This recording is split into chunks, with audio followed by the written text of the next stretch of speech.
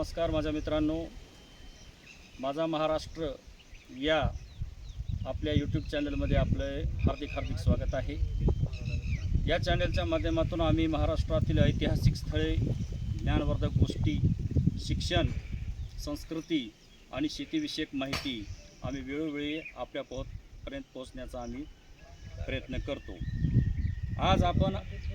आज अशा एका स्थळी आलेलो आहोत। ते स्थळ नेताजी पालकर यांची समाधी आहे। नेताजी पालकर हे स्वराज्याचे दुसरे सरसेनापती होते। पहिले सरसेनापती मानकोजी दहातोंडे होते।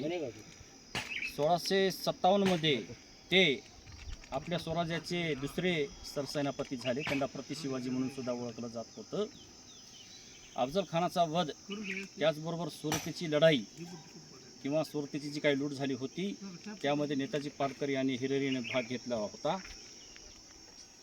आज आपण तामसा येथे छत्रपती शिवाजी महाराजांचे जे सरसेनापती होते त्यांच्या समाधीस्थळी आपण इथे आलेलो आहोत। ही जी समाधी आहे ती समाधी, त्यांचा मृत्यू 1681 साली या तामसा गावी झाला होता आणि ही समाधी इथे त्यांची बांधलेली आहे। पालकर यांच्या समाधीचा ही समाधीची संरक्षक भिंत आहे। चहूबाजूनी ही समाधीची जागा मालकाकडून विकत घेतली आणि त्या माध्यमातून समाधीचा जीर्णोद्धार म्हणजेच कायापालट करण्याचे काम येथे युद्धस्थळावर चालू आहे, असे येथील काम करणाऱ्या व्यक्तींनी सांगितले।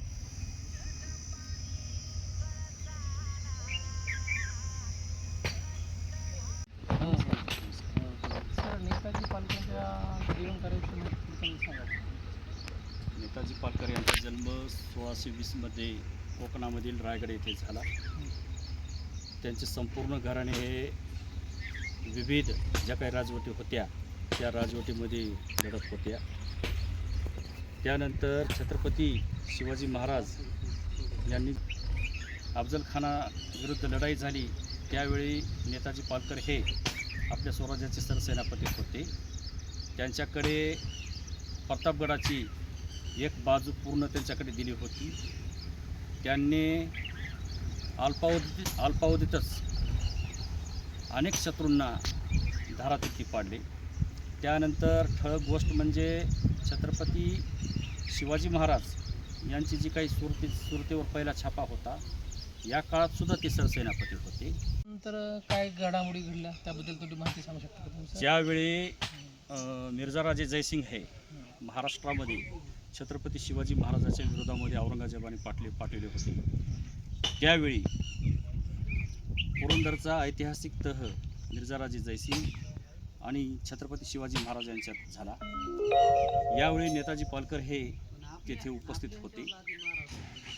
त्या तहाच्या नंतर असे ठरले की छत्रपती शिवाजी महाराज आणि मिर्झाराजे जयसिंग त्याचबरोबर दिलेर खान आणि सरसेनापती नेताजी पालकर हे आदिलशाहीच्या विरोधात विजापूरवर चाल करून जातील। काही दिवसातच हे चौघेजण विजापूरवर गेले, पण विजापूरचा जो काही एक सरदार होता सर्जा खान, या सर्जा खानने निकराची लढाई दिली आणि छत्रपती शिवाजी महाराज यांना, दिलेर खानला आणि मिर्झाराजे जयसिंग यांना आणि नेताजी पालकर यांना थोडक्यात माघार घ्यावी लागली, कारण त्यावेळेचं ते राजकारण होतं। आणि त्यानंतर महाराज हे विजापूरकडे तेव्हा पन्हाळा किल्ला होता आणि या किल्ल्यावर आदिलशाहीची सत्ता होती आणि हा किल्ला ताब्यात घेण्यासाठी छत्रपती शिवाजी महाराज हे पन्हाळ्याच्या पायथ्याशी आले। त्यावेळेस नेताजी पालकर हे योग्य वेळी तेथे हजर राहू शकले नाही आणि म्हणून इतिहासामध्ये अशी नोंद आहे की समयस का तू पावला नाहीस। सर, शिवाजी महाराज आग्र्याच्या दरबारामध्ये गेले असताना त्या प्रकारे तिथे कोणकोणत्या प्रकारच्या घडामोडी त्याबद्दल सांगतो। छत्रपती शिवाजी महाराज यांनी आपल्या युक्तीच्या बळावर स्वतःची सुटका करून घेतली. अच्छा. त्याच वेळी नेताजी पालकर हे औरंगजेबाच्या सेवेमध्ये तेथे होते आणि छत्रपती शिवाजी महाराज सुटून गेले म्हणून त्याचा राग म्हणून नेताजी पालकर यांना साखळदंडामध्ये औरंगजेबाने जखडून ठेवलं आणि त्यानंतर नेताजी पालकर यांना खूप त्रास दिला. हा त्रास त्यांनी सहन केला. अगदी थोड्याच दिवसात नेताजी पालकर यांचे धर्मांतरण केले औरंगजेबाने. त्यांचे नाव मोहम्मद कुली खान असे ठेवले. त्यानंतर स्वराज्यात असलेल्या त्यांच्या तिन्ही पत्नीला औरंगजेबाने बोलून घेतले. त्यातील एक पत्नी मालतीबाई ही आग्र्याला आलेली नव्हती. 2 पत्नी आल्यानंतर आग्र्याला औरंगजेबाने असे सांगितले की तुम्ही तुमचं कुंकू पुसून टाका. अच्छा. या दोघींनी पण आम्ही आमचं कुंकू पुसणार नाही असं सांगितलं. त्यावेळी औरंगजेबाने चाणक्यपणे एक चाल खेळली की मी नेताजी पालकर यांचं दुसरं लग्न लावून देतो, म्हणजे मोहम्मद कुली खानाचं लग्न लावून देतो असं म्हटल्यानंतर त्यांनी आपलं कुंकू पुसलं. ते आपल्या स्वराज्यासाठी आणि आपल्या नेताजी पालकर यांच्यासाठी पुसलं. त्याच्यानंतर औरंगजेबाने नेताजी पालकर यांना युसुफजाई टोळ्याचा उपद्व्याप बंद करण्यासाठी तत्कालीन जो काही आपला महाभारताचा प्रांत आहे गांधार, अच्छा. त्या गांधार प्रांतात पाठवली. तेथील युसुफजाई टोळ्यांनी बिरबलाचा सुद्धा खात्मा केला होता आणि बिरबलाचे शरीरसुद्धा त्यांनी सापडू दिले नव्हते. अशा काबूल, कंधार आणि गजनी या 3 मोठ्या शहरातील किंवा त्या आसपासच्या परिसरातील त्या युसुफजाई ज्या काही टोळ्या होत्या त्यांना नेस्तनाबूत करण्याचं काम नेताजी पालकर यांनी 9 वर्षे केलं आणि औरंगजेबाचं विश्वास संपादन केला. त्यानंतर दिलेर खान जेव्हा स्वराज्यावर चालून आला त्यावेळेस औरंगजेबाचा चांगला विश्वास नेताजी पालकर म्हणजे मोहम्मद कुली खानावर होता. खडकी म्हणजे तत्कालीन औरंगाबाद, आता आपण संभाजीनगरमध्ये दिसत बरोबर. येथे आल्यानंतर सकाळची रपेट मारून येतो म्हटले नेताजी पालकर बाबा आणि त्यानंतर ते सरळ रायगडाला आले. रायगडला आल्यानंतर जिजामातेचे आशीर्वाद घेऊन छत्रपती शिवाजी महाराजांशी बोलणं झाल्यानंतर नेताजी पालकर यांनी परत हिंदू धर्मात येण्याची शिवरायांना सांगितली आणि त्यानंतर शिवाजी महाराजांनी तत्कालीन ब्राह्मण बोलून त्यांचा शुद्धीकरण विधी करून परत नेताजी बाबांना हिंदू धर्मामध्ये घेतले. सर इसवी सन काय होतं हिंदू धर्मामध्ये घेण्याचं त्यावेळेस? तर 1676 म्हणजे 74ला राज्याभिषेक झाला होता अच्छा.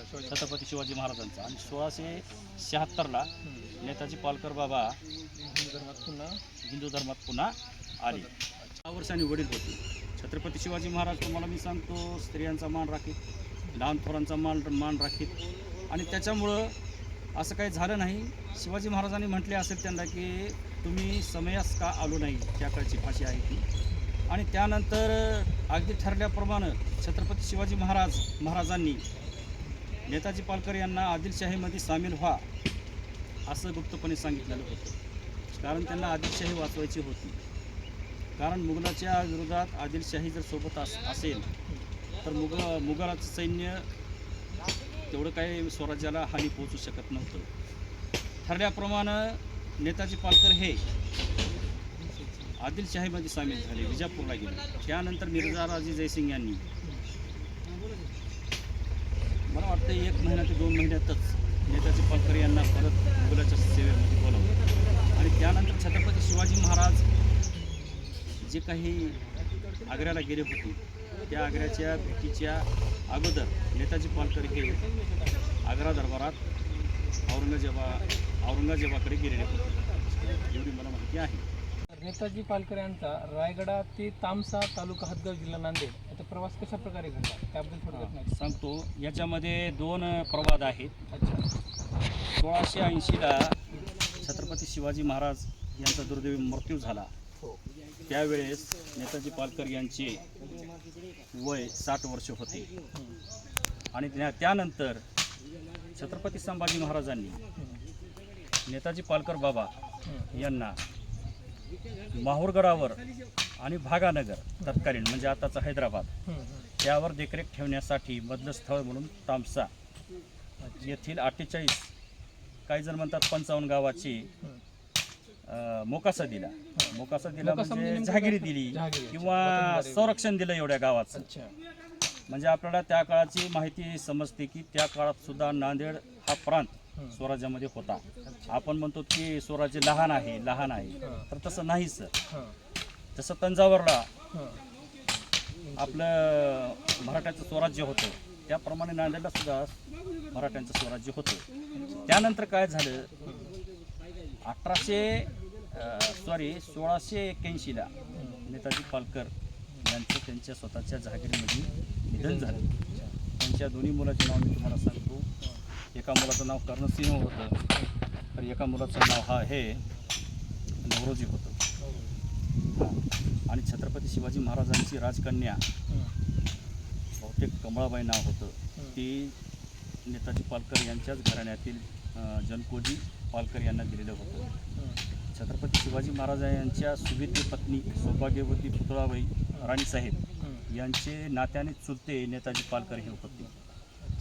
आणि त्या काळात येथे समाधी बांधण्याचा उद्देश म्हणजे या समाधीहून तुम्हाला लक्षात दिलेलं आहे की रामदास स्वामी महाराज यांच्या चरण वंदतो नेताजी पालकर असं लिहिलेलं आहे. दगड आता इथे नाही सध्या मठामध्ये आहे म्हणतात तिथले स्थानिक लोक.